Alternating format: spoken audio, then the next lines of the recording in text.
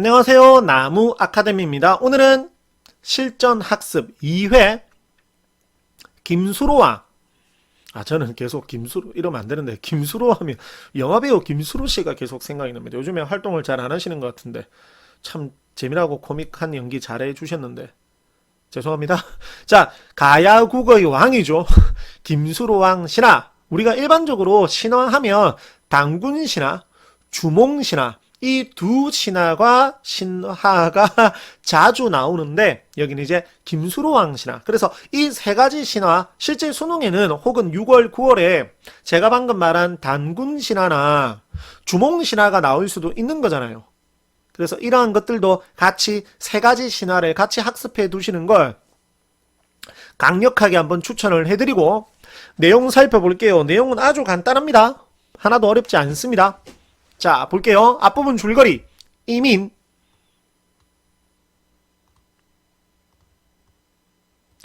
개요기래. 아호간. 혹시 구지가 기억나시나요? 구지가 배경, 신화. 구지가가 임금을 맞이하기 위해 노래를 불렀던 거다라는 거 우리는 알고 있고, 구지가를 통해서.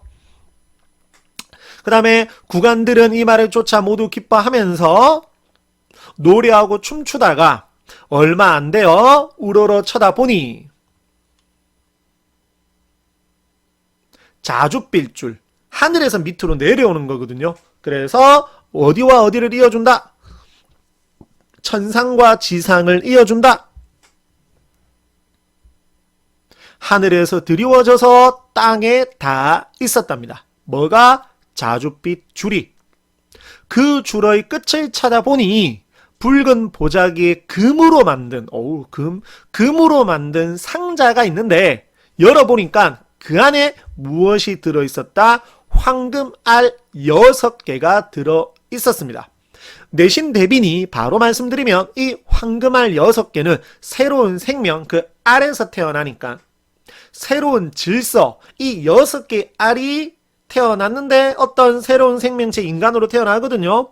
그리고 대가락을 육가야라고 하거든요. 그 6명의 임금이 되는 겁니다. 그래서 새로운 질서가 형성이 되는 거겠죠. 그래서 동시에 대가락의 임금이 6명인 것도 보여준다. 이렇게도 보일 수 있겠죠. 여러 사람들이 모두 놀라고 기뻐하여 함께 백배하고 권위를 인정하는 겁니다.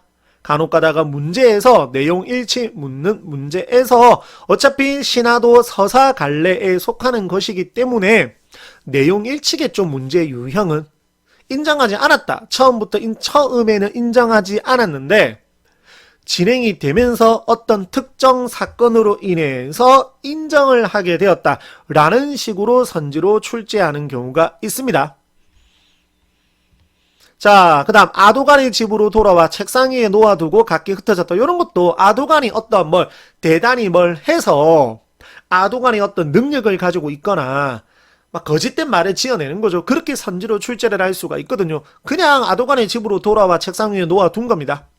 이런 지 12시간이 지나자 어린아이로 변해 있었는데 용모가 헌칠했습니다. 전부 다입니다. 6아이들이 전부 다 극진히 공경을 했고 밑에 보시면 이들은 나날이 자라서 10여일이 지나니 키가 9척이 되었고 장난 아니죠. 중요한 것은 역시나 이 부분도 내용일치 형태로 마치 김수로만 이랬다라고 출제를 할 수가 있습니다. 6아이들이 전부 다 이랬습니다. 비범한 인물입니다. 근데 어찌 보면 그들 중에서도 특히 김수로와가 더 뛰어났겠죠. 그래서 왕이 되는 건데 그가 그달 보름에 왕위에 오르니 세상에 처음 나타났다라고 해서 이름을 뭐로? 수로 혹은 수렁이라고 했다. 나라 이름을 대가락이라고 하고 가야국이라고도 하니 6가야 중에 하나고 나머지 5도 아까 그랬죠. 6알 나머지 5도 이렇게 임금이 되었다. 가야국을 건설하였다. 중요한 부분 또 임시로 대궐을 세우게 하고 임시로 세웠습니다. 거처하면서 다만 질박하고 검소하니 소박하다라는 거거든요. 매우 화려하고 웅장하고 규모가 크거나 이렇지 않고 소박하고 검소했다라는 겁니다. 내용 일치 형태로 역시나 출제가 될 가능성이 높습니다. 그 다음 즉위 2년 계묘년 정월에 왕이 말하기를 자 내가 이제 수도를 정해야 되겠다. 임시로 아까 했잖아요. 궁궐 수도를 제대로 정해야 되겠다 라고 하면서 여기에 갔는데 안 좋은 점이 있습니다. 협소합니다. 하지만 좋은 점이 많습니다. 그래서 여기다가 수도를 정하겠다. 뭐 궁궐도 세우고 이제 해야 되겠죠? 이런 얘기고. 자, 여기에 중요한 부분 또 나옵니다. 여기 이제 공사를 해야 되겠죠? 근데 여기 보시면 중요한 거, 그 궁궐과 옥사는 농사일에 바쁘지 않는 틈을 백성들을 동원해서 일을 해야 되는 거잖아요. 누가 일을 해요? 맞죠? 일을 하는 건데 농사일이 바쁘지 않을 때, 즉 백성들에게 부담을 덜 주는 선정을 베푸는 거죠. 그래서 농사일을 하는 백성들을 배려하는 그러한 긍정적인 인물이었음을 이러한 것들도 알 수가 있습니다. 자, 그 다음 특이한 사건이 하나 등장을 하는데 이때 갑자기 완하국 그냥 이거 그냥 신라라고 생각해도 그때 신라의 왕자라고 생각을 해도 되거든요. 완하국 함다랑의 부인이 아기를 베어 다리 차서 알을 낳으니 알을 낳았습니다. 그게 탈해입니다. 새로운 인물 탈해가 등장을 했는데 우리 수로왕과 비슷하죠. 알에서 태어난 것도 비슷하고 또 키가 3척에 머리 둘레가 1척 좀 그렇네요. 자, 엄청 비범한 능력을 지녔습니다. 그리고 뒤에 가면 나오는데 김수로왕도 변신을 할 수가 있었고 이 탈해도 변신을 할 수 있었습니다. 이러한 공통점이 있습니다. 중요합니다. 내용일치로 출제될 가능성이 매우 높습니다. 여기 보시면 탈해가 변해서 매가 되니 왕은 김수로왕은 변해서 독수리가 되고 탈해가 변해서 참새가 되니 왕은 새매로 변했는데 변하는 것이 장난 아니죠. 누가 더 뛰어난 거죠? 그러면 왕이 더 뛰어난 거죠. 김수로왕이 더 뛰어난 거죠. 자, 여기서 확인할 수가 있고 그러면 대결은 왜 하느냐? 왕자리를 빼앗으러 온 겁니다.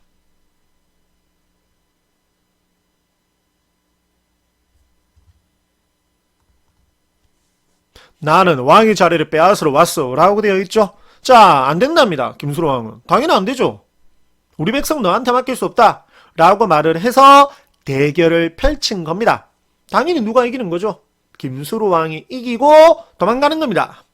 탈해는. 자, 근데 여기 보시면 그러나 여기에 실린 기사는 신라의 것과는 말이 다르다. 어떤 동일한 사건이 있었는데 김수로왕과 탈해의 대결이 있었는데 이 부분에 대해서 신라 측에서 기록을 한 것과 가야 측에서 기록을 한 것이 다르다는 거죠. 됐습니까? 그래서 동일한 사건에 대해 신라의 신하와 가야의 신하가 다르다. 자, 그리고 난 다음에 또 다른 이제 사건 아닌 사건이 하나 나오는데 이제 결혼을 해야 되는 겁니다. 짝을 찾아야 되는 겁니다. 그 얘기가 뒤에 나와 있는 겁니다. 그래서 자신의 배필은 어디서 점지해 줄 것이다. 하늘에서 점지해 줄 것이다. 라고 말을 하고 이제 누구를 만난다? 왕후를 만난다.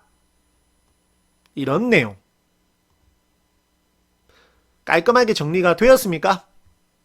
내신 대비하고 있는 학생들은 반드시 여러 번, 자, 이 강의 듣고 나서 두세 번 정도 읽으시고 시험 범위에 해당하는 수능 특강 문제 한 번 정도 더 풀어보시면 되겠죠? 자, 핵심 정리, 해제.